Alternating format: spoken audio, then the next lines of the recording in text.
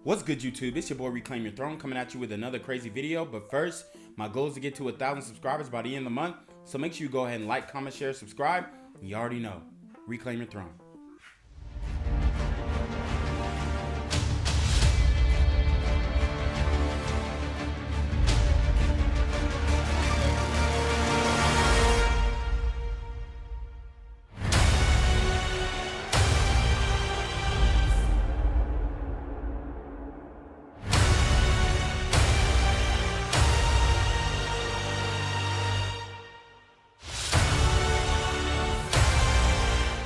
So guys, today we're going to be breaking down a video from the lead attorney's channel. Shout out to the lead attorney.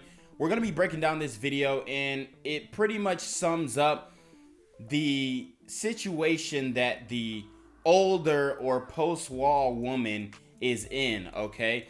And I'm going to break down why she's in this situation, how she got herself in this situation, and potentially how she may be able to get out of this situation. But she's a post-wall single woman, single by choice is what they always say, right? So without further ado, we're gonna get into the video.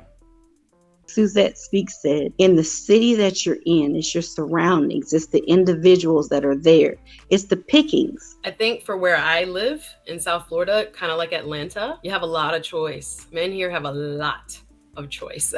So Suzette Speaks is talking about men have a lot of choice. They may have a lot of choice, the top 20% guys, but the average guy does not have a lot of choice. I mean, just look at his DMs. They're dry, all right? They're dry. Most men do not have those options. Most men do not have the choice that she's speaking about. She's speaking about a hierarchy of men, the guys who making six figures, 6 foot, all the accolades that these women want these men to have, okay? They want these ready-made guys to be dating, but are they really deserving of those guys, okay? For two, women are the ones who are spoiled of choice, and so they're dealing with all these top 20% guys, but they're not seeing the guys who are under, right? Those are the guys who get left in general. Those are the guys who can't even get their messages read in the DMs, okay? So she's speaking as if men are just spoiled for choice, and there's just so many bad chicks who are just looking for a man, and every woman besides her is a pick me, and that's just not how it's going down. I don't know what the current ratios are. You are always going to find a good looking woman here. Women have a lot of competition. Absolutely. So it's hard for you to find a good man because you are competing with a lot of different women? One part of it, that's partially yes. Okay. See, and I don't buy that. I don't buy that. The reason why it's hard for them to find a good man is because their standards are too high, all right?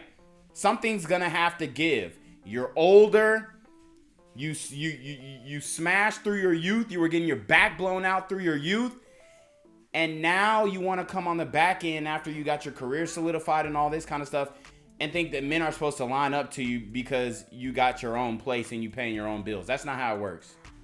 In addition, Go ahead. I would also add that the men that I necessarily attract, I'm not necessarily always attracted to. So there she goes. The men that she attracts, she's not attracted to.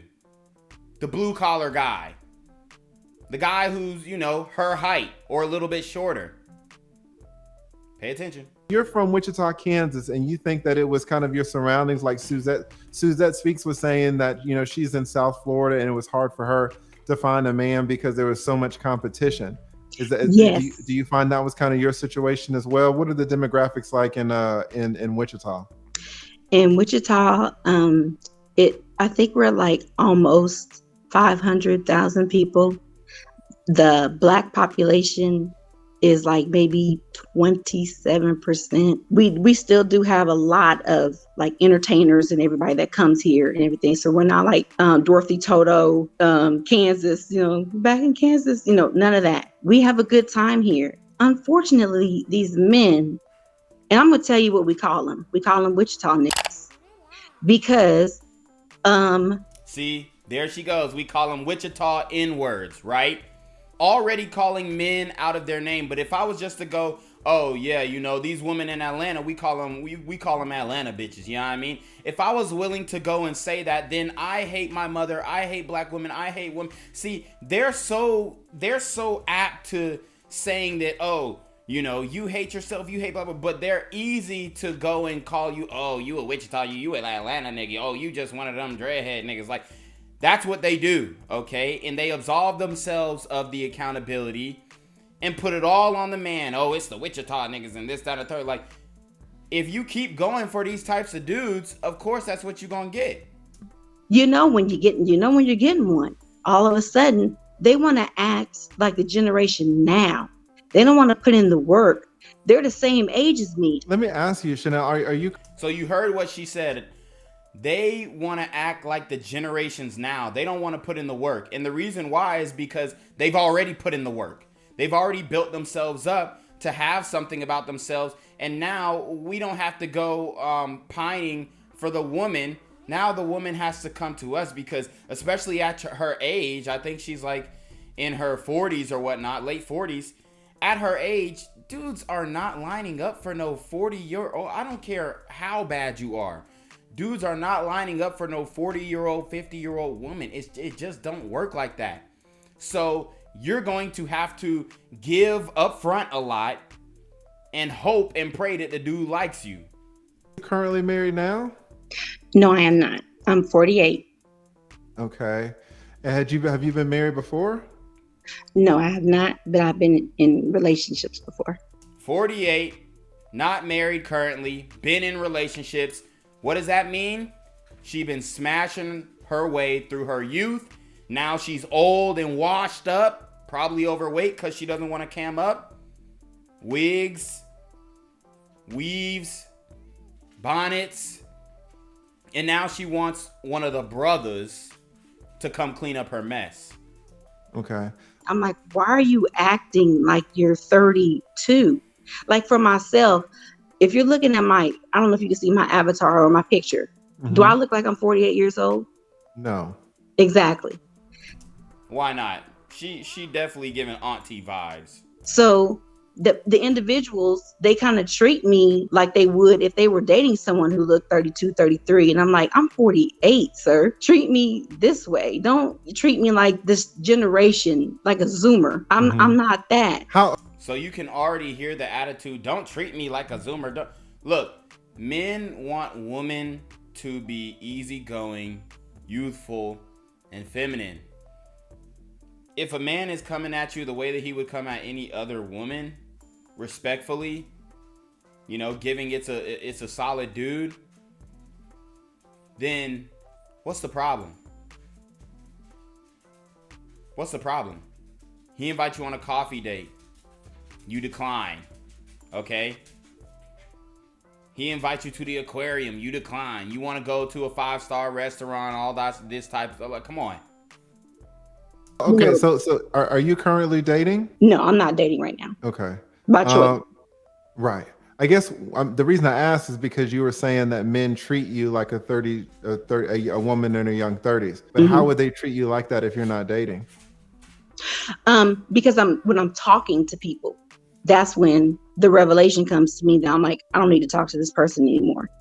So how do they talk to you, or what? You know, none of us really are from Wichita. How do they talk to you in a way that lets you know that they're this type of stereotype that you have, or they're this type of category of men? Okay, so for example, a gentleman wanted to talk to me. He saw a comment that we had mutual friends on Facebook. He saw my comment. He wanted to jump in my DM. And the first thing he talked about, he didn't say like, hello, my name is such and such. He was like, so what that tongue do? So she probably made a freaky comment on her friend's Facebook post. Buddy hops in the DMs and shoots a shot.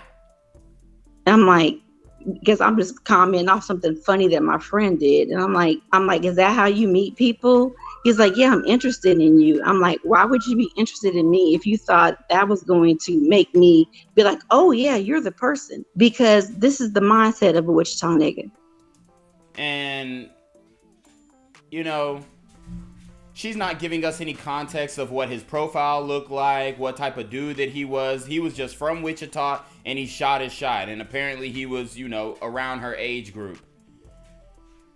I think these women get thrown off by all of the noise, all these bum dudes, all the Pookies and Ray Rays, because y'all know only the Pookies and Ray Rays was doing that. Oh, what that tongue do?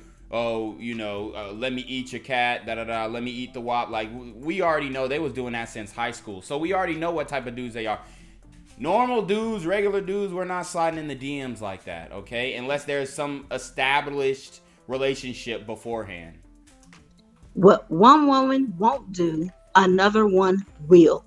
So that means if you're going to a Golden Corral, for instance, that's your favorite place, and you like to get a steak when you're there, but you know it's a buffet, right? And the people tell you it's just going to be, we know you love steaks, you come here all the time, it's just going to be 5 more minutes on your steak. Do you mind waiting 5 minutes? They're like, sure. But no, Wichita nigga look over and be like, that chicken looks delicious, so they'll go over to the chicken. They didn't even want to wait. I'm the steak.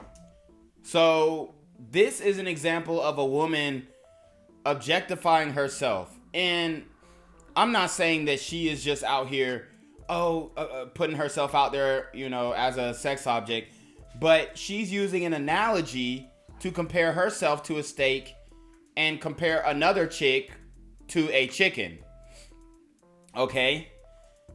If a man made that analogy, you know all the women would be like, well, I'm not no piece of meat. I'm not no piece of steak. I ain't no piece of chicken. Why are you comparing me to this? Why are you comparing me to that? It's an analogy. So I just wanted to point that out because a woman would take that analogy and twist it on you if you were a man describing that same analogy. I'm the 5 minutes worth of waiting for because you're about to get a really good woman. And you decide to be like, no, I'm not going to wait on it. I'm going to get the chicken. So that means you couldn't wait on my values of getting to know you better within a month's time and not just jump into bed with you and have sex with you, but you know somebody else will. So that's the reason why we can't have quality men here. You know, you're doing Sierra's prayer. You know, you want to wait. Sierra's prayer. Honey, Sierra prayer ain't working for nobody but Sierra. And she suckered Russell Wilson. I'm sure that everybody saw the video of her twerking with the alcohol on her head. You know, he might have placed the wrong bet on this one. For this and that. No, you're not going to do that in this city. You know, you're going to have to wait and do it, you know, how I want to do it or not at all. And You're that's the problem with the city. You're talking about waiting for sex? Yeah. Like I'm wanting to wait for that. I want to get to know you. Auntie, I ain't gonna lie, at your age, either you gonna have to date a 60-year-old man or you gonna have to give up them buns to a guy who's your age, because ain't no man who has got anything about himself, who has established something for himself, about to wait for a 48-year-old woman when I got 25, 30-year-old woman ready to drop them draws on the first date. That's just facts, okay? And it's not that men are just spoiled for choice. No, we worked for this. We had to wait 20, 30, 40 years for women to even start looking our way, for women to even start getting interested in us. We had to put in work at the gym. We had to keep our body right. We had to get our finances right. More as a person, I want to make sure, like I said, I want to make sure I'm not just meeting your representative and you're telling me everything I want to hear just because you want to hit it. And then you hit it and quit it. Right. So I'm trying to be like, okay, I'm 48 years old. There should be people out here. You can tell she ran through. At 48, still talking about dudes still hitting it and quitting it. You could tell she ran through. That's the same age as me, which I've met, that would want to do the same thing, you know, but they're not. They're like, no, if you ain't trying to give it now, then in the beginning, they're like, oh yeah, I'll wait. Oh, that's fine. It's cool. Then as time goes on, like a month, they're like, okay, why you ain't gave me that? But anyways, guys, I hope you enjoyed that video breakdown, man. These post-wall women, they down bad, man. They losing, they taking L's. But anyways, you already know what it is, man. It's your boy Reclaim Your Throne. Make sure you like, comment, share, subscribe. Send your relationship question to the email down below. You already know. Reclaim your throne.